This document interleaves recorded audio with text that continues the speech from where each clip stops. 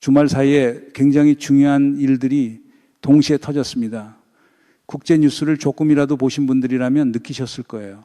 뭔가 판이 빠르게 움직이고 있다는 걸요. 오늘은 세 가지를 다뤄보겠습니다. 미국과 이란 사이에 일어난 난타전과 트럼프 대통령의 레짐 체인지 경고, 이스라엘과 레바논 사이에 체결된 기본 협정, 그리고 중국과 러시아가 한반도 주변에서 벌인 역대 최대 규모의 무력 시위, 이 세 가지 사건이 모두 연결되어 있어요. 끝까지 들으시면 이게 왜 우리한테 중요한지 이해하실 수 있을 거예요. 먼저 전체 구도를 잡아드릴게요. 지금 국제 질서에서 미국은 두 전선을 동시에 관리해야 하는 상황이에요. 중동에서는 이란과의 전쟁, 수습, 동아시아에서는 중국과의 전략 경쟁. 미국이 한쪽에 집중하면 다른 쪽이 흔들리는 구조예요. 이번 주말이 딱 그 패턴을 보여준 거예요. 미국이 이란 문제로 바쁜 사이에 중국과 러시아가 동아시아에서 움직였어요. 이걸 염두에 두고 각각의 사건을 보면 훨씬 이해하기 쉬울 거예요. 여기서 중요한 질문이 있어요. 이 세 가지 사건이 따로 일어난 건지 아니면 중국이 전략적으로 타이밍을 맞춰 움직인 건지예요. 중국의 HUK 폭격기가 부산 앞바다 상공을 지나간 날이 하필 미국이 이란에 이틀 연속 공습을 가한 바로 다음 날이에요. 우연이라고 볼 수도 있어요. 그런데 국제 정치에서 이런 타이밍의 일치는 대부분 우연이 아니에요. 먼저 미국과 이란 이야기입니다. 이란이 호르무즈 해협을 통과하는 민간 선박을 공격하면서 휴전 협정을 위반했어요. 양측이 106일간의 휴전에 합의한 뒤였는데 이란이 먼저 선박 공격으로 협정을 깬 거예요. 이에 대해 미국이 토요일과 일요일 이틀 연속으로 이란에 보복 공습을 가했습니다. 이란의 드론 발사 기지와 해안선 지역 레이더 기지를 타격한 거예요. 공습은 일단 소강 상태에 들어갔지만 트럼프 대통령은 추가 공습을 예고했어요. 이란 혁명 수비대 역시 미국이 협정의 핵심 조항을 위반했다며 협상판을 엎어버리겠다는 위협을 내놓고 있습니다. 이란 국영방송도 미국이 먼저 도발했다는 논리로 국내 여론을 결집하는 중이에요. 상황이 매우 불안정한 거예요. 이 상황에서 미국 매체 악시오스가 보도를 냈어요. 미국과 이란이 공격을 중단하고 카타르 도하에서 회담을 재개하기로 했다는 내용이었어요. 6월 30일에 카타르에서 실무 협상이 있을 거라고 했습니다. 그런데 이 보도를 그대로 받아들이기 어려운 이유가 있어요. 카타르가 미국에서 비행기로 한참 가야 하는 곳이잖아요. 협상 날짜가 이미 내일이면 비행기가 벌써 떴어야 하는데 이 내용이 준비되는 시점까지 미국 VIP 수송기의 이륙이 전혀 확인되지 않았어요. 그러니까 협상 재개 여부가 불투명한 상황인 거예요. 더 이상한 부분이 있어요. 악시오스가 보도한 카타르 협상의 핵심 의제가 핵 문제가 아니라 호르무즈 문제라는 거예요. 이게 논리적으로 이상해요.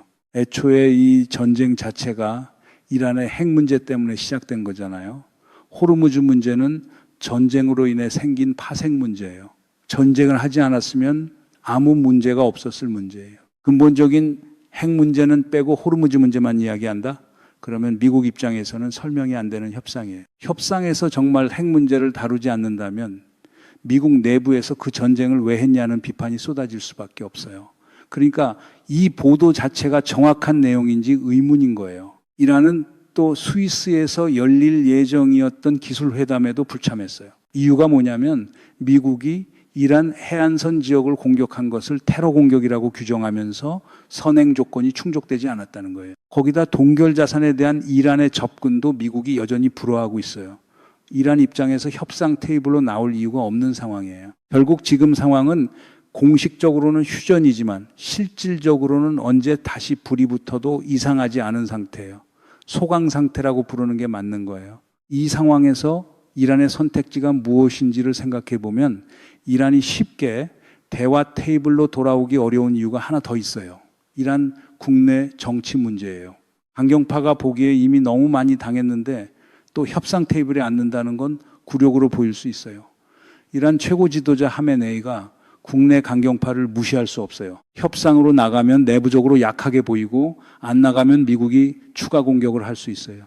이란이 딜레마에 빠진 거예요. 이란의 이런 딜레마가 오히려 협상을 더 어렵게 만드는 구조예요. 상대방이 내부적으로 움직일 수 없으면 외부에서 아무리 좋은 협상 조건을 제시해도 받기가 어려워요. 트럼프 입장에서는 이 점을 알면서도 압박을 높이는 전략을 쓰고 있는 거예요. 트럼프 대통령이 이 상황에서 굉장히 중요한 발언을 했습니다. 자신의 소셜미디어에 올린 글인데 내용이 심상치 않아요. 미국 항공기가 이란의 미사일 및 드론 저장 시설과 해안 레이더 기지를 공격했다. 이란이 정전 협정을 위반했기 때문이다 라고 하면서 그들은 절대 정신을 차리지 못할 것 같다는 말도 했어요.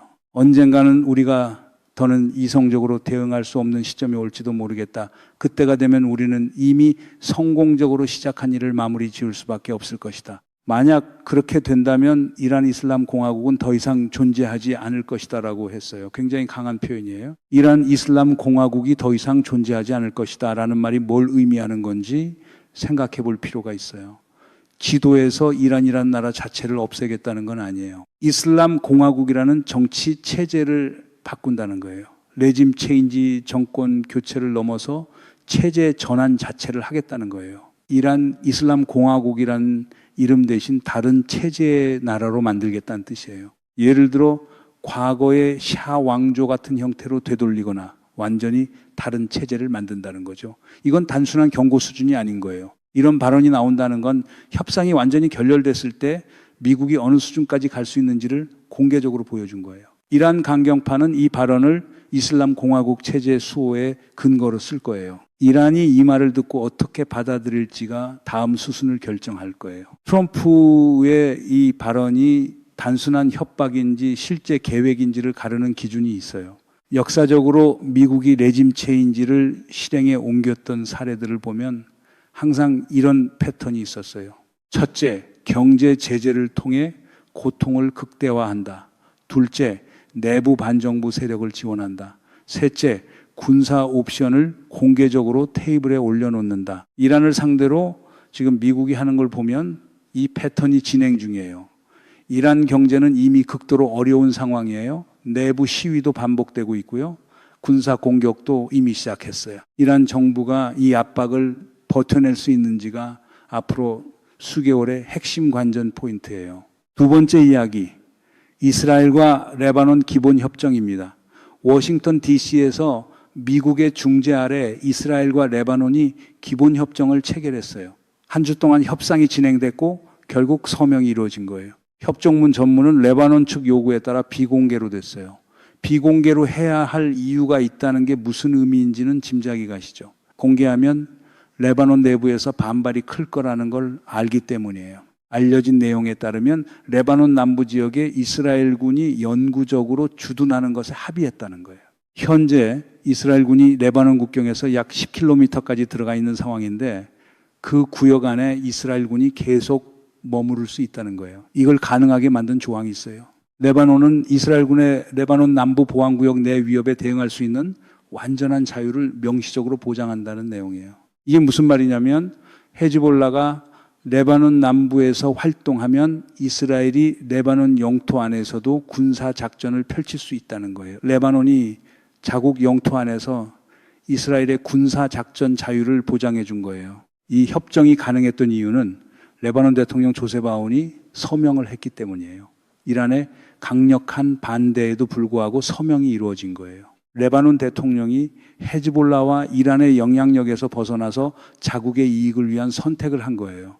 이게 레바논 내부 정치에서 굉장히 큰 의미를 가질 수 있어요. 그러면 이 협정이 왜 이렇게 중요한 건지 조금 더 설명해 드릴게요.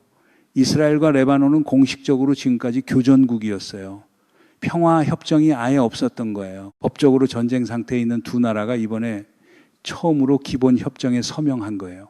기본 협정이라는 말이 중요해요. 완전한 평화 조약은 아니에요. 그러나 공식적인 적대 관계를 완화하고 협력의 틀을 만들기 위한 첫 단계예요. 레바논 정치 역사에서 굉장히 이례적인 일이에요. 헤즈볼라라는 이란의 대리 세력이 레바논 내부 정치를 오랫동안 지배해 왔는데 레바논 대통령이 이란의 뜻을 거스르는 결정을 했다는 게 핵심이에요. 레바논이 조금씩 이란의 그늘에서 벗어나려는 신호일 수 있어요. 물론 협정이 서명됐다고 해서 레바논이 완전히 이란에서 분리되는 건 아니에요. 헤즈볼라는 여전히 레바논 내부에서 상당한 무장 세력을 유지하고 있어요. 이 협정에 이란이 격렬하게 반발했습니다. 이란 국회의장 갈리바프가 레바논 국회의장에게 직접 전화를 걸었어요. 이스라엘 레바논 기본협정은 레바논에 대한 반역 행위라는 거예요. 그러면서 레바논 의회 이란 헤즈볼라 이렇게 3자 협력체를 구성해서 이스라엘에 대항하자고 했어요. 이란이 레바논 내정에 직접 개입하겠다는 신호를 보낸 거예요. 마치 옛날 외세가 다른 나라 의회에 전화를 걸어 반역 행위라고 규정하는 것과 비슷한 구도예요.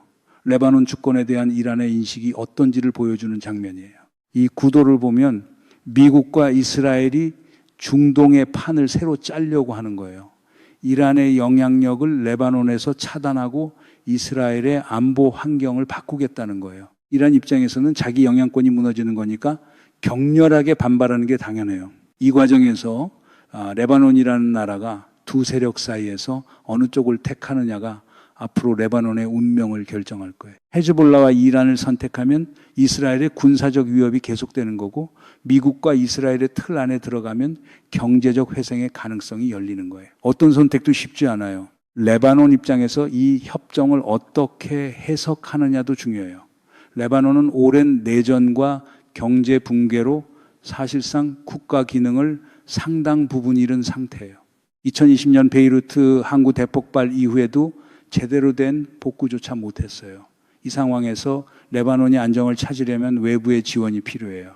미국과 이스라엘이 협정과 함께 경제 지원을 패키지로 제시했다면 레바논 대통령이 사인할 유인이 생기는 거예요. 이란이 제공할 수 있는 게 무기와 헤즈볼라의 정치적 지배라면 미국이 제공할 수 있는 건 경제 지원과 국제 시스템 복귀예요. 레바논 시민들이 원하는 게 어느 쪽인지는 굳이 말하지 않아도 알 수 있어요. 세 번째 이야기, 중국과 러시아의 합동 전략 순찰입니다.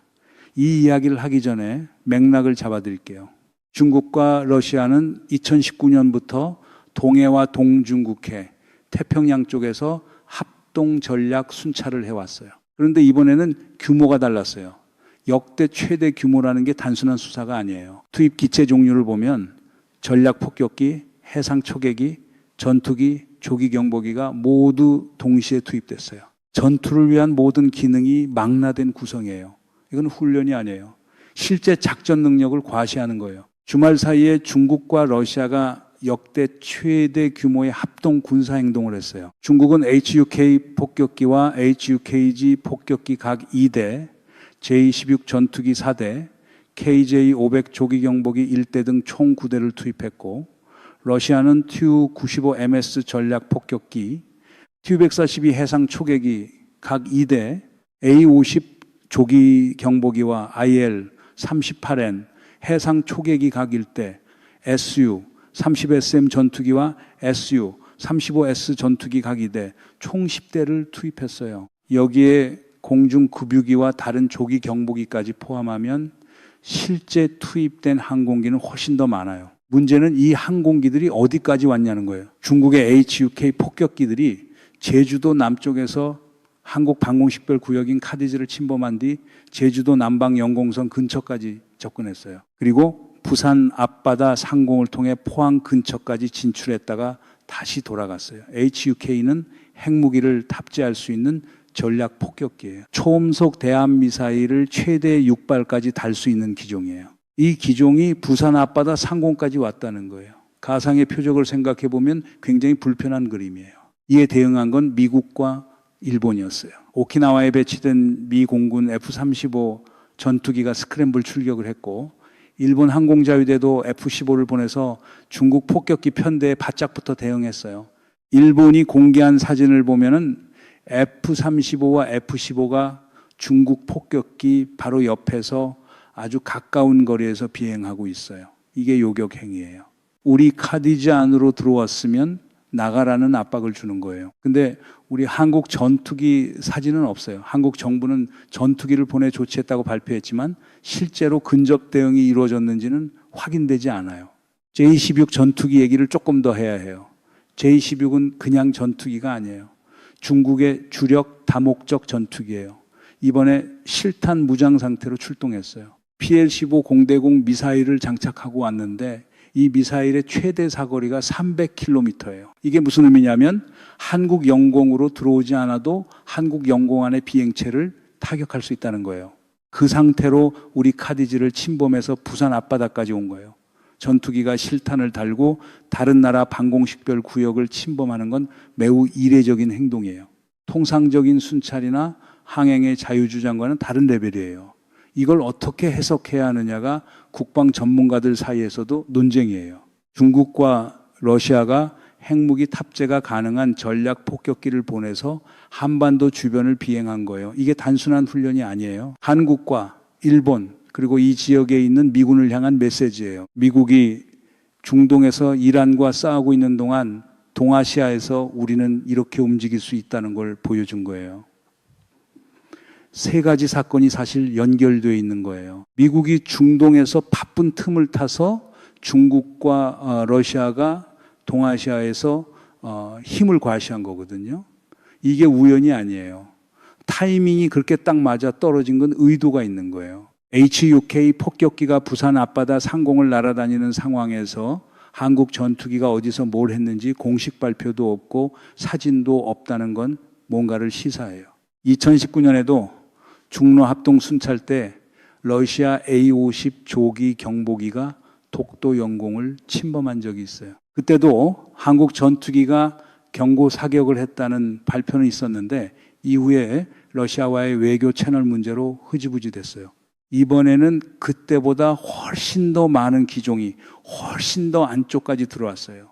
부산 앞바다는 독도보다 훨씬 우리 본토에 가까운 곳이에요. 이 상황에서 우리의 대응이 어떠했는지에 대한 투명한 설명이 필요해요. 이 상황이 한국에 어떤 의미를 갖느냐면 우리가 처한 지정학적 현실을 냉정하게 들여다봐야 한다는 거예요. 미국이 중동에서 바쁠 때 동아시아에서 중국과 러시아의 행동이 어떻게 달라지는지를 이번에 분명하게 봤어요. 그리고 우리가 어떻게 대응했는지도 봤어요. 미국과 일본은 근접 스크램블을 했고 우리는 구체적인 대응이 확인되지 않아요. 이 차이가 어떤 신호를 보내는지 생각해 봐야 해요. 우리 안보 환경이 복잡해지고 있다는 걸 부인하기 어렵습니다. 이 상황에서 우리가 어떤 포지션을 가져가야 하는지 그게 지금 가장 중요한 질문이에요. 안보는 원래 조용할 때 준비하는 거예요. 불이 난 다음에 소화기를 사면 늦어요. 중국과 러시아가 역대 최대 규모의 합동 순찰을 하면서 우리 부산 앞바다 상공을 지나갔는데 우리 정부가 이 사건을 어떻게 공개적으로 다루느냐가 앞으로 중국에게 어떤 신호를 주는지를 결정해요. 조용히 넘어가면 다음에 더 깊이 들어와도 된다는 신호가 될 수 있어요. 이게 안보의 언어예요. 상대방이 테스트하는 거예요. 우리가 어떻게 반응하는지 보는 거예요. 이 상황에서 한국이 놓인 위치를 한번 생각해 볼게요. 트럼프 대통령이 이란의 레짐 체인지를 경고할 만큼 강경하게 나가면 이란은 영내 동맹국들을 자극하게 돼 있어요. 헤즈볼라, 후티, 이라크 민병대, 그리고 멀리 있지만 중국과 러시아까지 간접적으로 연결돼요. 미국의 중동 군사력이 소진되면 동아시아에서의 억지력이 약해질 수 있어요. 그 빈틈을 중국이 노린다는 게 이번 합동 순찰의 메시지예요. 한국은 그 틈새에 있어요. 한국 입장에서는 미국이 중동에서 바쁠 때 동아시아 안보 환경이 어떻게 변하는지를 아주 예민하게 들여다봐야 하는 위치예요. 이란 이슬람 공화국이 정말로 해체된다면 어떤 일이 일어날까요? 그건 단순히 중동 문제로 끝나지 않아요.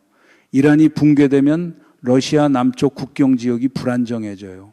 중앙아시아 에너지 구도가 흔들려요. 중국의 1대1로 경로에도 영향이 생겨요. 이게 전부 연결돼 있어서 트럼프의 레짐 체인지 발언이 단순한 레토릭인지 실제 계획인지를 중국과 러시아가 매우 예민하게 보고 있는 거예요. 이번 합동 순찰이 그 반응의 일부일 수 있어요. 오늘 세 가지 사건이 다 따로 있는 것처럼 보이지만 연결고리가 있어요. 미국이 이란과 싸우는 동안 중국, 러시아가 움직이고 중동의 판이 바뀌면 에너지 가격이 바뀌고 그게 우리 경제와 안보에 영향을 미쳐요. 이란 핵 협상이 어떤 방향으로 가는지, 레바논이 어느 쪽을 선택하는지, 중국이 동아시아에서 얼마나 더 적극적으로 나오는지 이 세 가지 흐름을 계속 같이 지켜보겠습니다. 사실 이 세 가지 사건이 전부 하나의 큰 흐름을 보여줘요. 미국 주도의 국제 질서가 도전받고 있다는 거예요. 이란은 핵 문제로, 레바논은 헤즈볼라의 저항으로, 중국과 러시아는 합동 순찰로 각자의 방식으로 미국의 질서에 맞서고 있어요. 이 압박이 동시에 여러 곳에서 가해지면 미국의 대응이 분산될 수밖에 없어요. 이게 미국의 전략적 딜레마예요. 그 틈새에서 한국이 어떤 선택을 하느냐가 향후 10년 안보 환경을 결정해요. 가볍게 볼 수 없는 상황이에요. 오늘 이야기가 도움이 됐다면 댓글로 의견 남겨주세요. 구독과 좋아요 꼭 부탁드립니다. 감사합니다.